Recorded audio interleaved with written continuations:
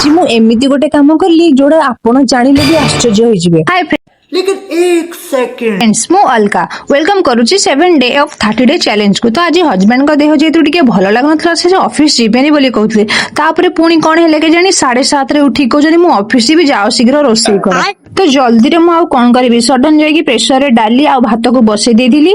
भात एपटे रोसई बसी sudden gas सरी गला।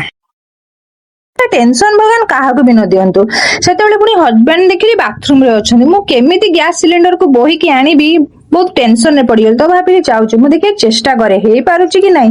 तो तापरे गोटे डोरमेट ऊपर मु गैस टी को कष्टे मष्टे बोही की थकी देली। तो से डोरमेट को मु घोसाड़ी घोसाड़ी किचन पर्यंत नहीं आसली। तो सक्सेसफुल हे गला मु सिलेंडर नहीं आसली और रेगुलेटर लगे कि मोर रोसई को मु कंटिन्यू कली।